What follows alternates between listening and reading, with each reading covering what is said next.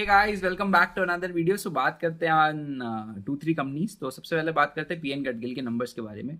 So around revenue growth हुई आपकी 41% के आसपास। आपकी ग्रॉस प्रॉफिट मार्जिन आर आप 41.5% के आसपास। आपका एबिटा मार्जिन की बात करूँ तो 56% से वो भी इंक्रीज़ की है। पैट मार्जिन 51% से इंक्रीज़ की। So obviously numbers are good. आपके पीयर्स जो है that is your Titan and आपका कल्याण, सो उसकी के आसपास नंबर्स है। सेनको हैज़ ग्रोन एट 60% के लेवल पे। सो ऑब्वियसली सेनको सबको आउटपेस किया है इन टर्म्स ऑफ पीयर्स। तो अगर मैं बात करूँ अब पीएन गडगिल के नंबर्स के बारे में on the segment wise performance, तो रिटेल आपका ग्रो किया 56% से, ई कॉम आपका 20% से ग्रो किया, फ्रेंचाइजी 8% से ग्रो किया, और आपका जो अदर इनकम है that is your refinery part, so वो आपका 9% से डी ग्रो किया। तो सबसे पहले मैं बात करूँ तो इतने आपके फ्लक्चुएशंस और वेरिएशंस क्यों। सो ऑब्वियसली आपका ये जो रिटेल डिवीजन है that is your COCO stores. तो ऑब्वियसली कोको स्टोर्स में तो आप क्या एवरी टाइम रिप्लेनिशमेंट करते हो और वहाँ पे आप इन्वेंट्रीज कम रखते हो। तो ऑब्वियसली जैसे जैसे सेल्स होती है वैसे वैसे आपकी ग्रोथ होती है, राइट। एज कम्पेयर टू आपका मैं बात करूँ फ्रेंचाइजी का, जहाँ पे सिर्फ 8% की ग्रोथ हुई। सो वहाँ पे क्या होता है ना, आपका जो फ्रेंचाइजीज है वो आपसे वन टाइम आपकी इन्वेंट्री लेते हैं, उसके बाद उसको सेल आउट करते हैं। ऑब्वियसली उसके बाद जैसे जैसे उनको नीड होती है वैसे वैसे वो रिप्लेनिशमेंट्स लेते रहते हैं। ऑब्वियसली अब यहाँ पे आपका रिप्लेनिशमेंट में क्या प्रॉब्लम आती है ना, कि किसी पर्टिकुलर फ्रेंचाइजी के पास पैसा है नहीं है, तो ऑब्वियसली उसकी वजह से आपके जो है इतना ज़्यादा फ्लक्चुएशन है in terms of your growth in retail versus franchisee. So obviously going forward Q2, Q3, Q4 जहाँ पे आपके वेडिंग्स एंड आपके फेस्टिविटीज़ आ रहे हैं, तो वहाँ पे आपका ये franchisee will pick up the pace and आपकी यहाँ पे अच्छी ग्रोथ रिपोर्ट होगी। अब मैं बात करूँ आपके ई कॉम डिवीजन में, तो obviously you are growing at a much faster pace and आपका यहाँ पे सिर्फ 20% का ग्रोथ आया। तो ऑब्वियसली आपका ये क्या हो रहा था, ई कॉम वाला जो डिवीजन था वहाँ पे आपके गोल्ड बार्स एंड कॉइन्स जो है वो ज़्यादा सेल आउट हो रहे थे, एंड ऑब्वियसली उस पर्टिकुलर पोर्शन को मैनेजमेंट ने Q4 over Q1 drastically reduce किया है। उसकी वजह से आपकी ये जो ग्रोथ है यहाँ पे आपका मॉडरेशन दिख रहा है। सो ऑब्वियसली गोइंग फॉरवर्ड जैसे जैसे आप अपनी मर्चेंडाइजिंग को इंप्रूव करते हो ऑन योर डिजिटल प्लेटफॉर्म्स, तो वहाँ पे आपका ये ई कॉम में भी ज्वेलरी डिवीजन से ग्रोथ आना स्टार्ट हो जाएगी, राइट। एंड ऑब्वियसली ये जो रिफाइनरी वाला जो पोर्शन है इसको आप ऑब्वियसली रन डाउन कर रहे हो, बिकॉज ऑब्वियसली वहाँ पे आपके margin are very much lower. So उसको आप जो है रन डाउन करते रहोगे धीरे धीरे, and that particular portion will become negligible.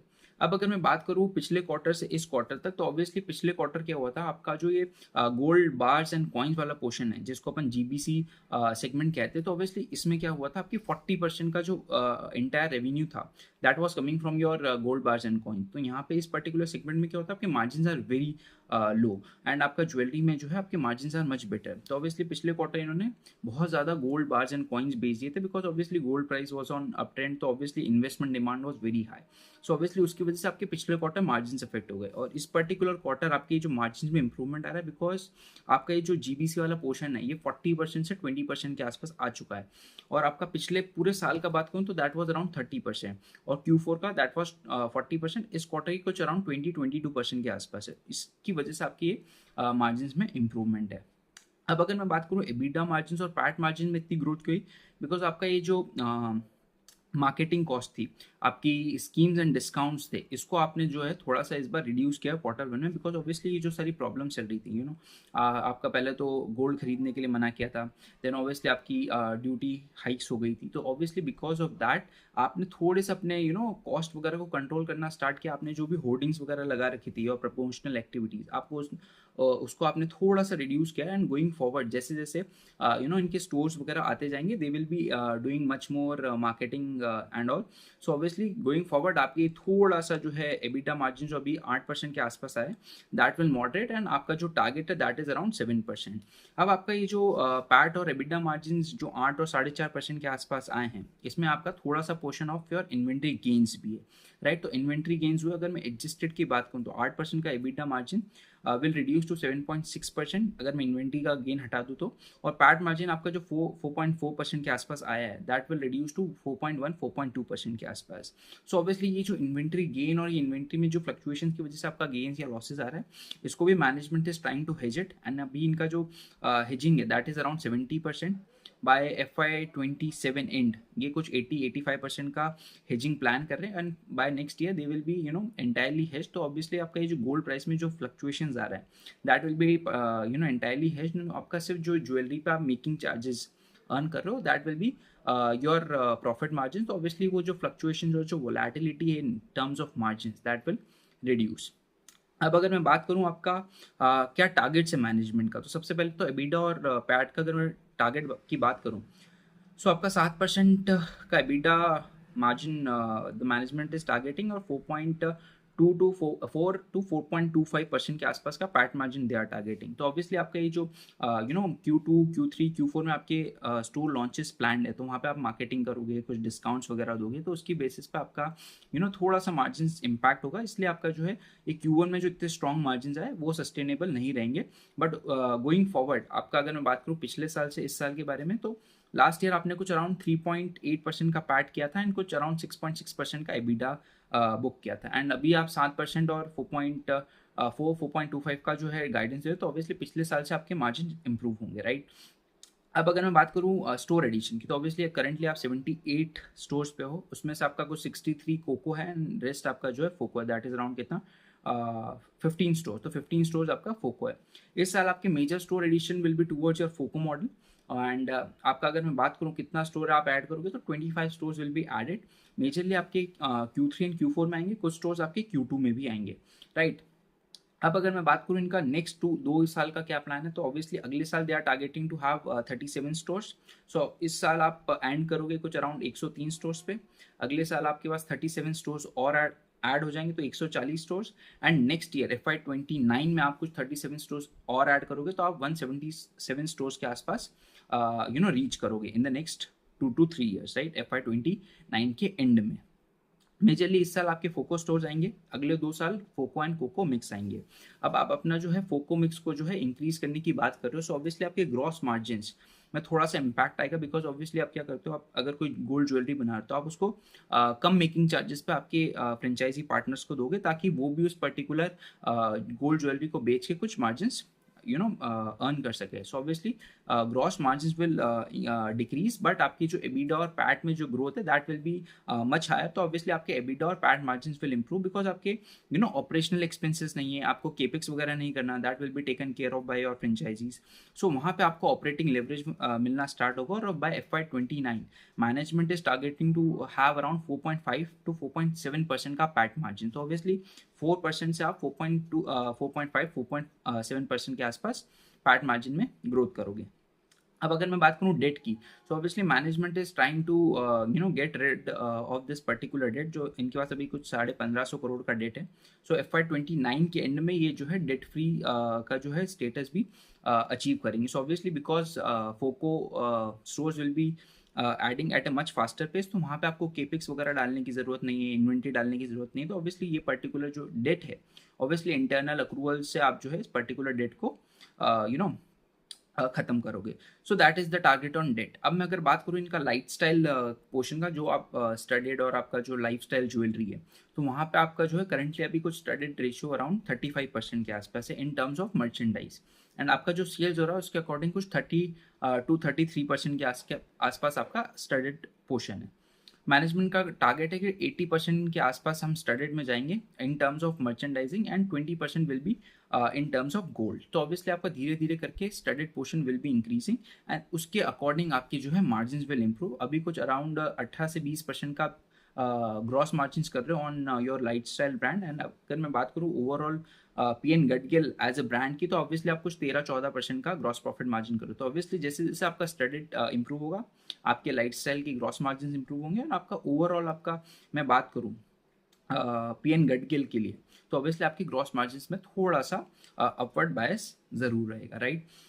So obviously यही पूरा अपडेट था on the PN Gadgil. So obviously they are targeting to add around stores at a 25 to 30% के गीगार पे for the next 2-3 years, and obviously कोई भी player आसपास नहीं आता कल्याण को छोड़ के। Obviously Kalyan is growing at a much faster pace, 45% के आसपास उन्होंने नए स्टोर्स ऐड किए थे last year, and they are targeting a much bigger expansion. तो obviously Kalyan and PN Gadgil in the entire jewelry space, they are one of the best players.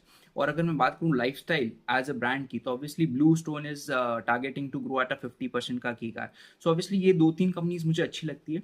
Obviously blue stone आपका lifestyle में है, और आपका ये जो PN Gadgil and Kalyan है that are into your gold retailers. तो obviously these are the 3 players जहाँ पे growth is very much higher and आपका अच्छा ग्रोथ एडिशन की आप बात कर रहे हो फॉर द नेक्स्ट 2-3 ईयर्स। अब अगर मैं बात करूँ सेकेंड कंपनी की, that is your CCL products. So obviously CCL products क्या करती है, आपकी जो ग्रीन कॉफ़ी बीन्स है इसको इंपोर्ट करती है ना, एंड ऑब्वियसली उसकी प्रोसेसिंग करके आप उसको स्प्रे ड्राइड पाउडर्स या फिर आप फ्रीज ड्राइड कॉफ़ी पाउडर्स में उसको कन्वर्ट करके एक्सपोर्ट करते हो। आपका दूसरा ब्रांड भी है इसमें, दैट इज़ योर कॉन्टिनेंटल। तो ऑब्वियसली कॉन्टिनेंटल ब्रांड के से भी ये जो है कॉफ़ी सेल करती है इन इंडिया डोमेस्टिकली। अगर मैं उसकी बात करूँ तो ऑब्वियसली उसका जो है थोड़ा सा मार्जिन्स कम है as compare to your export margins. अब अगर मैं बात करूँ आपका वॉल्यूम ग्रोथ की, क्योंकि obviously your coffee is your commodity, and अगर अगर कॉफ़ी अगर कमोडिटी तो ऑब्वियसली आपकी रेवेन्यू ग्रोथ जो है that is not a right metrics to track, because obviously commodity की प्राइसेस में फ्लक्चुएशंस होते हैं एंड वो फ्लक्चुएशंस की वजह से आपकी जो है रेवेन्यू ग्रोथ कैन मॉडरेट, है ना, और जब आपके प्राइसेस नीचे आ रहे हैं, और can have a very good growth जब आपके कमोडिटी के प्राइसेस इंक्रीज कर रहे हैं। So what is the right matrix to look is your EBITDA. तो अगर आपका एबिडा ग्रो कर रहा है तो ऑब्वियसली मीन्स आपने जो है अच्छी वॉल्यूम ग्रोथ पोस्ट करी है, एंड अगर आपका EBITDA margin are depleting means आपकी जो वॉल्यूम ग्रोथ है that is muted. So obviously अगर मैं बात करूँ आपका EBITDA per kilo is constant, तो ऑब्वियसली जो भी प्राइस फ्लक्चुएशंस होता है that is pass through, and एक पर्टिकुलर एबिडा पर किलो आपका constant that is around 135 to 140 rupees, and उस पर्टिकुलर मार्जिन पे आप काम करते हो, राइट। अब अगर प्राइसेस कम हुए या ज़्यादा हुए आप अपना पर्टिकुलर एबिडा पर किलो जो है अर्न करोगे, एंड जो भी प्राइस फ्लक्चुएशन है वो आप पास ऑन कर दोगे। सो ऑब्वियसली आपका जितना भी वॉल्यूम ग्रोथ हुआ है दैट एंड आपका जो एबिडा ग्रोथ है वो आपस में जो है साथ में चलेगा, कुछ ऊपर नीचे हो सकता है थोड़ा बहुत, बट आपका EBITDA margins, EBITDA growth and आपका volume growth will move in tandem, right. अब मैं बात करूँ पैट की, तो ऑब्वियसली कुछ 61% का पैट ग्रोथ हुआ है, रेवेन्यू से 14% का हुआ है, एबिडा मार्जिन आपका एबिडा ग्रोथ आपका कुछ अराउंड 21-22% के आसपास हुआ है, एंड आपका वही वॉल्यूम ग्रोथ इज अराउंड 20%। अब अगर मैं बात करूँ टारगेट्स की, तो मैनेजमेंट इज टारगेटिंग अराउंड 15% की volume growth for the next two years. And अगर मैं बात करूँ इनकी कैपेसिटी की, तो अभी इनके पास करेंटली सफिशिएंट कैपेसिटी है ना, for the next 2 years, and capacity की वजह से इनकी जो ग्रोथ है उसमें कोई भी मॉडरेशन नहीं आएगा, and they will be adding जैसे जैसे इनको कैपेसिटी की नीड होगी। सो अगर मैं बात करूँ लास्ट कॉन कॉल की, तो 15 से 20% के आसपास वॉल्यूम ग्रोथ की बात कर रहे थे, बट अब इस कॉल में जो है मैनेजमेंट ने 15% का वॉल्यूम गाइडेंस दिया है for the next 2-3 years, and obviously it's a good player, है ना, 15% से ग्रो कर रहा है, तो ऑब्वियसली 15% की कंपाउंडिंग आपको मिलती रहेगी। अब अगर मैं बात करूँ इसकी कॉन्टिनेंटल ब्रांड की, तो ऑब्वियसली साउथ में that particular brand is doing very well, 6% के आसपास वहाँ पे आपका मार्केट शेयर हो चुका है ऑलरेडी। आपकी जो बिग रिटेल चेन्स है, whether it's your Reliance, DMart, तो यहाँ पे आप डबल डिजिट मार्केट शेयर के आसपास हो। एंड अगर मैं बात करूँ आपका ई कॉम में, तो ई कॉम में you are having a high single digit to double digit kind of a market share, and वो भी धीरे धीरे करके इंप्रूव हो रहा है। तो ऑब्वियसली आपका ये जो टाटाज एंड ऑल है उसके साथ आप compete कर रहे हो in terms of coffee brand. तो ऑब्वियसली कॉन्टिनेंटल में what you are trying to do is you are trying to make a basket of product जहाँ पे आपके FMCG प्रोडक्ट्स भी होंगे, बिकॉज सी आपके जो कॉफ़ीज़ है, ऑब्वियसली कॉफ़ी इज प्रोडक्ट बहुत लिमिटेड हो जाते हैं, तो ऑब्वियसली इनकी लॉजिस्टिक्स वगैरह में जो है इनकी कॉस्टिंग बहुत ज़्यादा आती है। अगर आपके पास FMCG का बास्केट होगा तो obviously you will be selling more number of SKUs, तो वहाँ पे आपकी जो है टिकट साइज बढ़ जाएगी, and obviously as a percentage आपके लॉजिस्टिक्स कॉस्ट जो है वो रिड्यूस हो जाएंगे, है ना। अभी आप बहुत ज़्यादा डिस्काउंटिंग वगैरह भी कर रहे हो, तो धीरे धीरे आपकी जो है मार्जिन इंप्रूवमेंट भी होगा, 6 से 7% का भी एबिडा मार्जिन आप अर्न कर रहे हो with more and more products coming in your basket, तो ऑब्वियसली आपके मार्जिन भी इंप्रूव करेंगे। सो ओवरऑल अगर मैं बात करूँ, so they are exporting coffee from India, and इनका एक इंडोनेशिया में भी प्लांट है, तो अभी 77,000 मेट्रिक टन की इनके पास कुछ कैपेसिटी है ना, equally distributed in India and आपका Indonesia.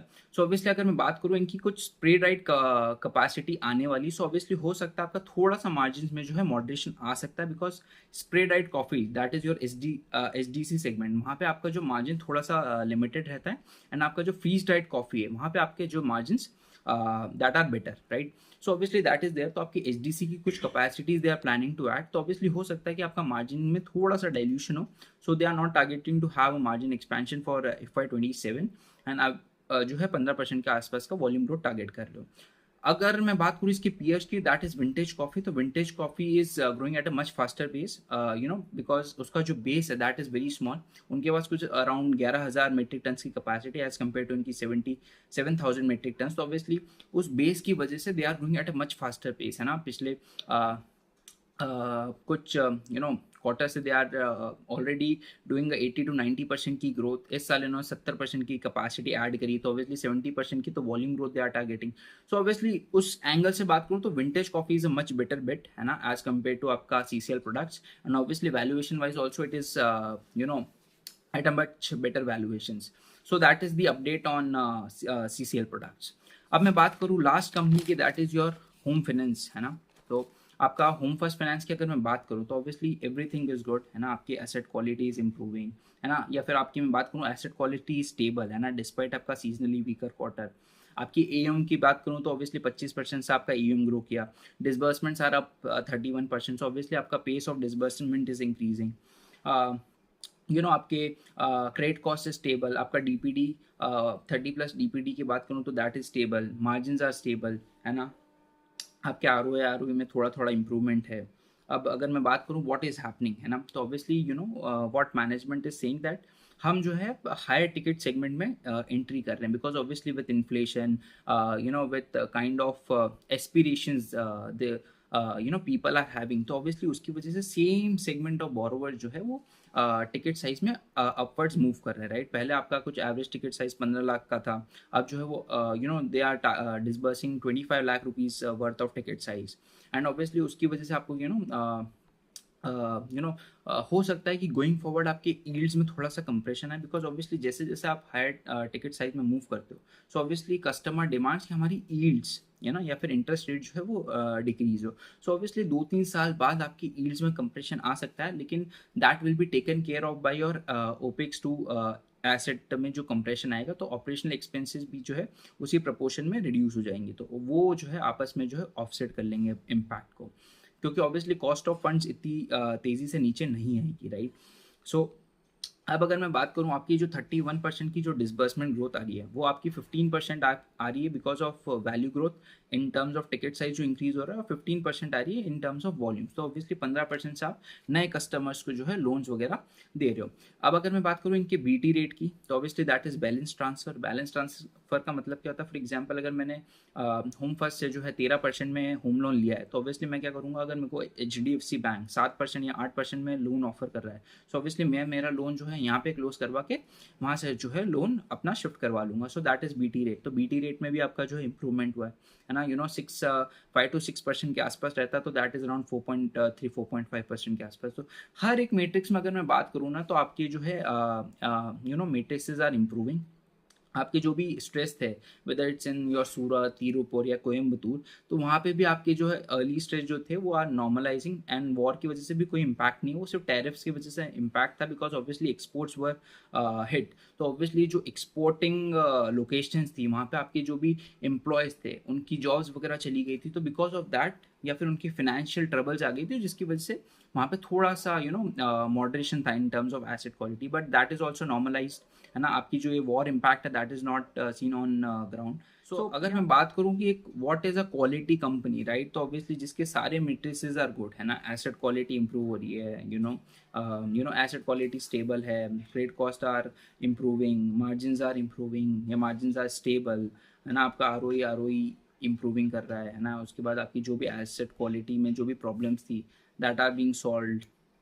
Obviously you are catering to much better customers, है ना, जिनकी credit scores are above now 750 के आसपास हो गए हैं, है ना। आपका जो न्यू टू क्रेडिट कस्टमर्स है दैट आर रिड्यूसिंग, तो obviously you are moving towards quality customer. जब आप क्वालिटी कस्टमर्स की तरफ जाते हो, सो ऑब्वियसली धीरे धीरे करके आपकी एसेट क्वालिटी वैसे ही इंप्रूव हो जाती है। सो that is something that home first is targeting, है ना। आपके थोड़े से को लेंडिंग बुक में प्रॉब्लम्स थे, बिकॉज अभी जो को लेंडिंग की जो नॉर्म्स चेंज हुए उसकी वजह से banks and small finance banks are adjusting to those particular changes, and धीरे धीरे करके आपकी co lending will also increase. कुछ around 20% of the disbursements are done in the co lending space, जहाँ पे आपके margin are much higher, because you get that particular management fees to do underwriting and collections and all, so that is there.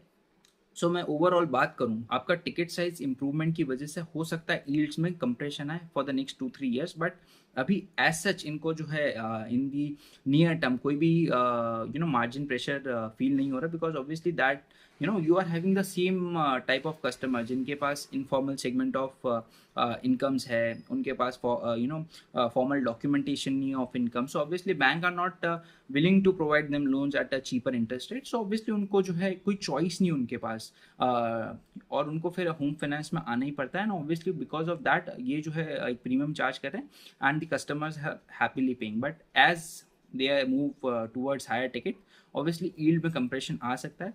सो यही update था on home first finance. मेरे को थोड़ा सा अगर मैं बात करूं in the entire affordable housing institution, तो ऑब्वियसली सबसे पहला आता है आपका India Shelter, that is growing at a 30-35% का ईएम ग्रोथ। फिर आपका आता है सेकंड पे Home First, that is growing at a 25% का पेस। फिर आता है आपका Aadhaar, that is growing at a 20% का पेस, है ना। फिर आपका मैं बात करूँ एप्टस, वो भी कुछ 18-20% की ग्रोथ टारगेट कर रहा है। फिर आता है आपका आवास, that is growing at a 15%। Obviously उनकी ग्रोथ थोड़ी सी मॉडरेट हो गई। सो ऑब्वियसली अगर मैं बात करूँ in the entire affordable housing companies, so obviously अगर मैं ग्रोथ इन्वेस्टर हूँ तो आई विल टारगेट आपका India Shelter, on the basis कि इनकी जो एसेट क्वालिटी जो है as compared to your peers वो थोड़ी सी अच्छी रहे, है ना, इंप्रूव करती रहे, क्रेडिट कॉस्ट आपके जो है इंप्रूव करते रहे। So on that basis I will prefer India shelter at any point in time because they are growing at a much faster pace. And so यही अपडेट था on the entire affordable housing companies. And if you have any doubt please feel to reach out, and मिलते हैं next video में। Till then bye and take care.